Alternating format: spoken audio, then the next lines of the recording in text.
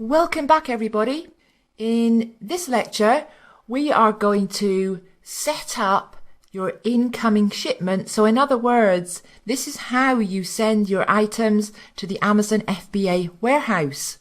So log into Seller Central and under Inventory, click on Manage Inventory. In order to do this, you will need to have set up your listing already. This will bring you to a page where it shows your product name, ASIN, and other information.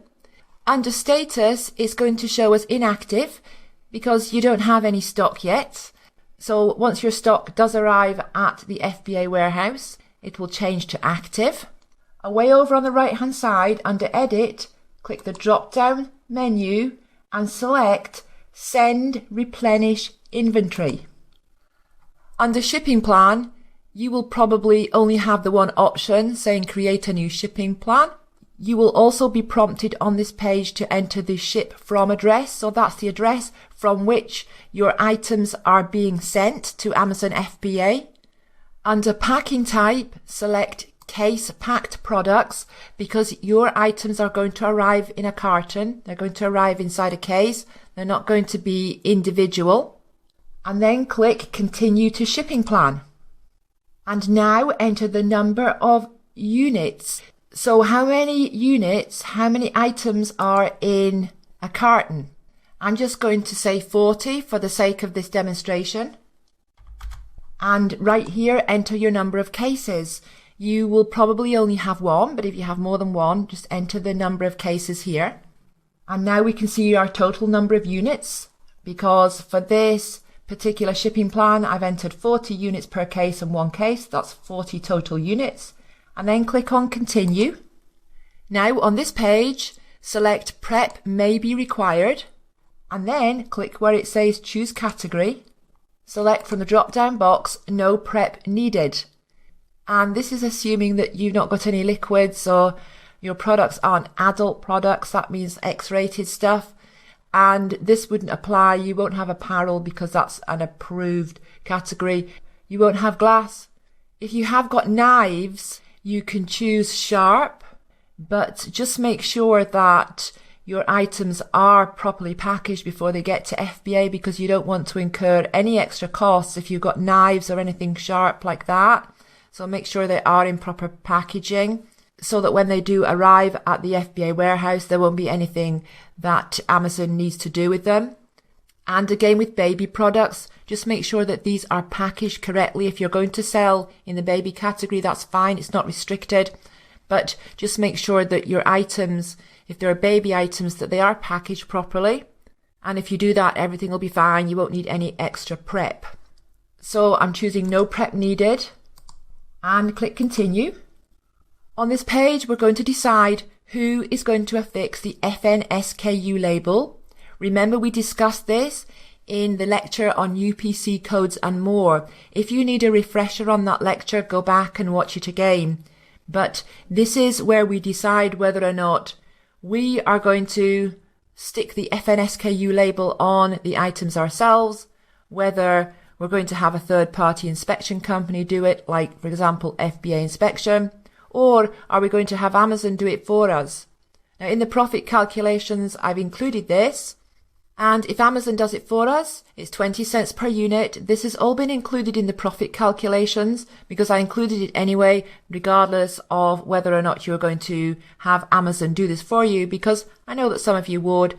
So the profit calculation included the 20 cents per unit.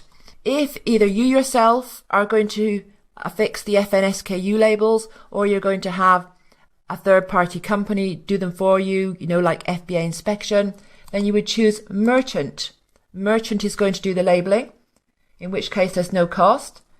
If you're going to have Amazon do it, choose Amazon. And for these 40 units, the cost at 20 cents per unit would be $8. And once you've done that, click on continue again.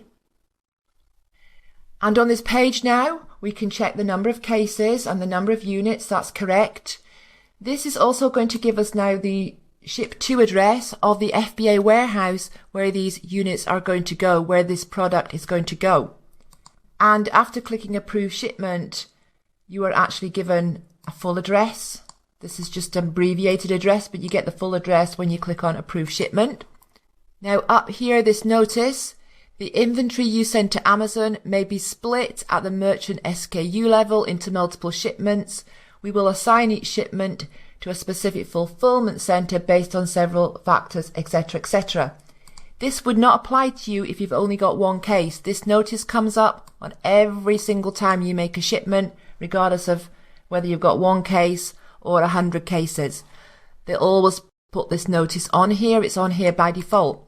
If you've only got one case, then this definitely doesn't apply to you because they don't open cases and split them up. But if you've got multiple cases, let's say, for example, you had 3 cases, then it's very likely that Amazon will want to send one of your cases to one warehouse, another to another warehouse, and keep one at the ship to warehouse. In the profit calculations, I have included 30 cents per unit in with the costings for this. Now, again, if you only have one case, then it doesn't apply to you. But I've included that 30 cent per unit in the profit calculations anyway, because that's what it costs if Amazon are sending your cases to different warehouses. And even though you probably won't have that cost to begin with, just to be very conservative, I did include it in the profit calculations.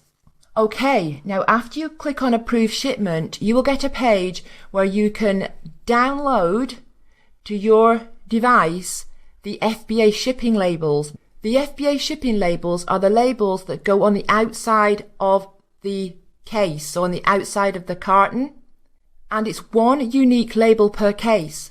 So don't make the mistake of thinking that the labels are all identical, because they're not. So if you have 5 cases, you'll have 5 labels and you'll download 5 labels. If you yourself are sending your items to FBA, then you will print these labels out and stick them on the outside of the shipping carton, so the outside of the box. You'll do that yourself. If you are using a third-party company, such as FBA Inspection, you would send those shipping labels. You could just email them over to FBA Inspection or whichever company you're using. If by any chance your supplier is sending your items directly to FBA, then you will email those FBA shipping labels to your supplier. So those are the labels that go on the outside of the shipping cartons. There's nothing that goes on the inside except for the units. There's no documentation at all goes on the inside of the box. Only the FBA shipping label on the outside. And that's it. It's actually very, very easy to do. If you mess the whole thing up, just click on Delete Plan. In fact, go ahead and do a practice one and then click on Delete Plan. And it's gone. So you can set one up just as practice and then delete it again. Okay, so now you know how to set up an incoming shipment for sending your items to Amazon FBA. And once your items have been shipped and they're on their way to the warehouse, you can come back into Seller Central up to Inventory, click on Manage FBA Shipments, and on the shipment you can tick a box to let Amazon know that your shipment is on the way to the warehouse. Okay, see you in the next lecture.